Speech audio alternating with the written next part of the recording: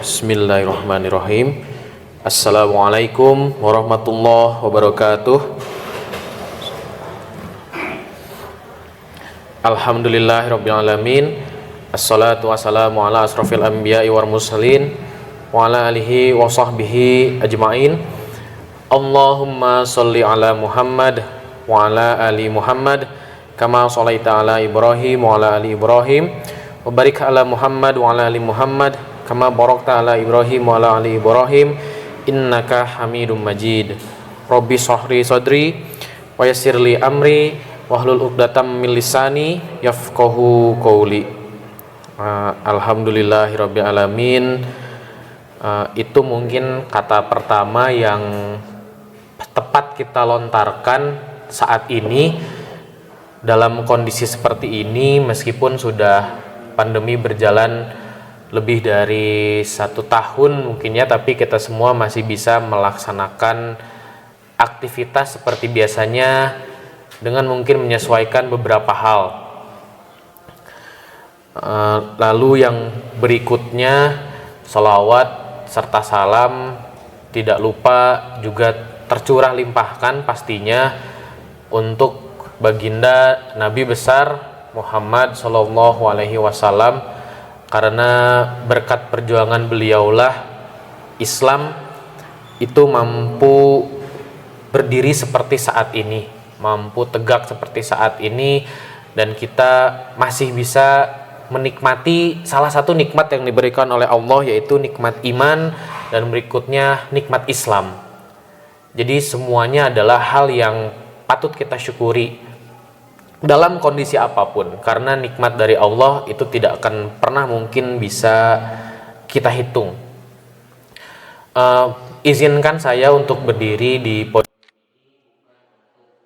menggurui para jamaah sekalian, bukan juga untuk memberi ceramah kepada para jamaah, bapak, ibu, adik-adik, kakak-kakak, anda semuanya di Masjid Mutiara Hikmah ini, tapi untuk berbagi sebuah kisah. Mungkin ini bisa dikatakan bukan sebuah kisah, tapi ini adalah penelitian yang nyata adanya, yang salah satunya itu tentang ibadah Ramadan, puasa di bulan Ramadan. Nah, jadi izinkan saya bercerita sedikit mungkin ya. Jadi seperti yang sudah kita ketahui bersama bahwa puasa Ramadan ini punya banyak aspek manfaat, dari mulai sosial sudah jelas, dari mulai aspek rohaniah itu sudah jelas, dari mulai yang juga katanya aspek jasmani juga katanya kita punya manfaat. Nah, ada salah satu penelitian ini saya temukan beberapa hari yang lalu, dan penelitian ini dibuat sekitar tahun 2003 atau 2002, jadi sudah sangat lama, sudah 18 tahun yang lalu. Itu berjudul Circadian Rhythm of Cortisol and its Responsiveness to ACTH during Ramadan, atau bahasa Indonesianya itu artinya siklus circadian kortisol dan daya tanggapnya terhadap adrenokortikotropik hormon selama Ramadan. Jadi kalau dilihat dari judul mungkin sangat mungkin judulnya, tapi ketika saya baca ternyata penelitiannya itu sangat menarik gitu ya. Jadi dan artikel penelitian ini diterbitkan oleh jurnal internasional Annales d'Endocrinologie di Prancis dan terdigitalisasi di National Library of Medicine, Maryland, Amerika Serikat. Jadi mungkin mohon maaf bagi para jamaah yang berprofesi sebagai dokter, bukan saya bermaksud untuk memberitahu banyak hal, tapi saya hanya mengutip sebuah penelitian kesehatan. Nah, jadi apa yang dilakukan dalam penelitian ini? Penelitian ini dilakukan di daerah Tunisia, dan para peneliti itu meneliti relawan pria berusia 20 sampai 35 tahun. Yang mereka teliti adalah hormon kortisol. Kalau kita lihat secara ilmu biologi, mungkinnya hormon kortisol itu adalah hormon penanda stres. Seperti itu. Jadi ketika seseorang mengalami stres, maka kadar hormonnya itu meningkat. seperti itu. Nah, penelitiannya itu setelah apa yang diteliti, jadi yang diteliti adalah pembengkakan hormon kortisol itu pada sebelum Ramadan dan pada saat bulan Ramadan. Ditesnya di dua waktu, pukul 8 pagi dan pukul 8 malam. Nah, jadi dites 2 minggu sebelum Ramadan, para relawan ini diteslah hormon kortisolnya, dan 2 minggu setelah Ramadan berlangsung, dalam bulan Ramadan hari ke-16 ke-17 dites kembali hormon kortisolnya. Hormon yang stresnya itu dites kembali. Nah, sebetulnya yang menunjukkan adalah hasil penelitiannya. Hasil penelitiannya itu menunjukkan bahwa kadar kortisol dalam tubuh relawan 11 orang tadi itu lebih tinggi, ya, lebih tinggi dibandingkan dengan lebih tinggi sebelum Ramadan dibandingkan dengan saat Ramadan. Jadi pukul 8 pagi itu kadar kortisol mereka sebelum Ramadan lebih tinggi dibandingkan dengan pukul 8 malam.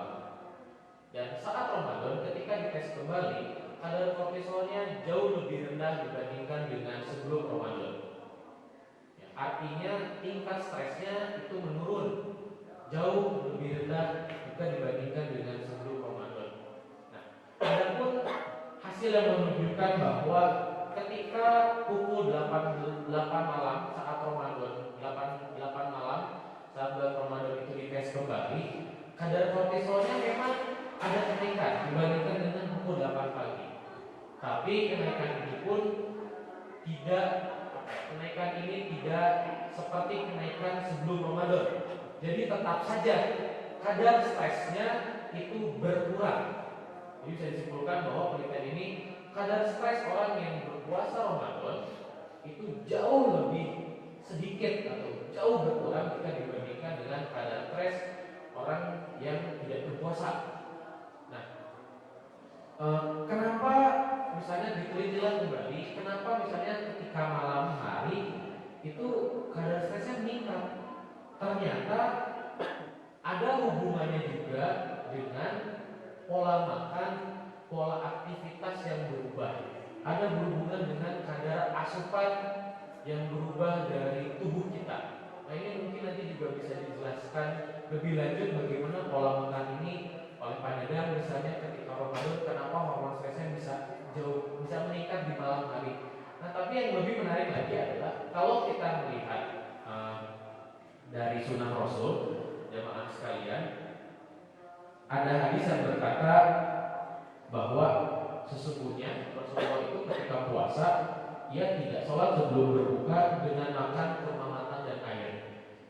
Jika musim dingin, Rasul tidak sholat sebelum makan kurma kering dan air. Artinya Rasul mendahulukan berbuka terlebih dahulu meskipun dengan 3 butir kurma dan segelas air putih. Nah, kenapa itu bisa terjadi? Ternyata dalam penelitian ini disebutkan bahwa ketika sore ke malam hari, ketika hormon kortisol kita meningkat, itu bisa disebabkan juga salah satunya karena kelelahan, karena tubuh kita membutuhkan asupan. Dan makanya dalam Islam, pertama, Rasul menganjurkan untuk segera berbuka. Yang kedua, Islam pun melarang untuk kita berpuasa berlarut-larut. Artinya menunda azan maghrib, nanti bukannya isya, aku udah masih kuat, nanti tarawih, aku udah masih kuat. Jadi kenapa Islam bisa melarang seperti itu? Kenapa Allah memerintahkan demikian? Kenapa Rasul mencontohkan demikian? Karena sebetulnya dalam penelitian medisnya sudah terbukti bahwa ketika kita menunda, ketika perubahannya sangat ekstrim, maka stres kita bisa meningkat. Dan itulah penyesuaian tubuh. Maha suci Allah dengan segala firman-Nya luar biasanya bahwa ternyata dari satu hal saja itu banyak berpengaruh, dari satu perintah saja banyak berpengaruh terhadap tubuh kita. Nah, ketika hormon kortisolnya itu naik, stresnya kita mulai naik. Mungkin kita nggak terasa stres, tapi hormon itu tetap bekerja. Nah, salah satu yang bisa meringankan beban kerja, bisa menurunkan hormon kortisol kita adalah dengan meditasi salah satunya.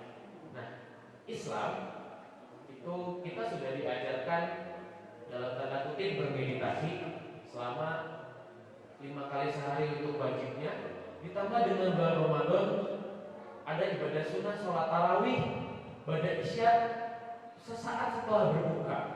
Dan ini sebetulnya juga bisa menurunkan kadar stres kita. Jadi betapa sesungguhnya ibadah Ramadan ini adalah ibadah yang sangat seimbang. Jika kita lihat hanya dari satu faktor saja, jika kita lihat hanya dari satu sisi saja. Dan juga hormon kortisol ini juga bisa menurun, atau stres ini bisa menurun misalnya dengan berolahraga. Sore hari sebelum berbuka itu bisa lumayan menurunkan hormon kortisol. Atau misalnya dengan berkumpul, berhalakoh, berdiskusi, bertukar pikiran. Atau misalnya mungkin ketika kita bapak-bapak gemar dengan touringnya di hari Minggu misalnya, itu pun salah satunya memang bisa menurunkan kadar hormon kortisol atau bisa menurunkan kadar stres dari tubuh kita. Jadi ketika kita bahagia, maka stres kita itu hilang. Ketika kita tenang, maka stres kita hilang. Dan di bulan Ramadan, salah satu untuk menenangkan adalah di sholat tarawih itu tadi, di sholat malam tadi. Itu sangat bisa menekan kadar stres dari diri kita. Nah, jamaah mutiara hikmah sekalian, jadi itu tadi kalau misalnya kita lihat aspek, hanya satu aspek saja, aspek hormon kortisol saja, sebetulnya kulitnya juga sangat tebal.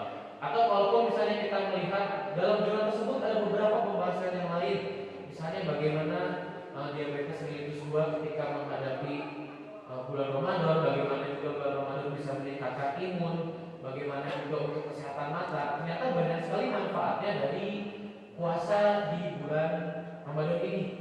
Cuman untuk hari ini saya tadi hanya akan membahas bagaimana sebetulnya kinerja dari hormon kortisol atau hormon stres saat bulan Ramadan. Dan mudah-mudahan dengan mungkinnya kita berbagi seperti ini, kita bisa semakin paham bahwa kita sudah berada dalam jalan yang benar, bahwa ini adalah ibadah yang benar, ini adalah agama yang benar, ini adalah memang jalan hidup kita seperti ini. Alhamdulillah kita sudah ditakdirkan oleh Allah Subhanahu wa taala untuk beriman, untuk berislam, dan mudah-mudahan iman dan Islam yang akan kita jalani terus-menerus membuat kita semua insya Allah jamaah ini berkumpul di surga milik Allah bersama dengan Rasulullah SAW. Itu saja yang bisa saya sampaikan untuk kesempatan kali ini. Mohon maaf apabila ada banyak kekeliruan. Mudah-mudahan bisa bertemu kembali di lain kesempatan. Wassalamualaikum warahmatullahi wabarakatuh.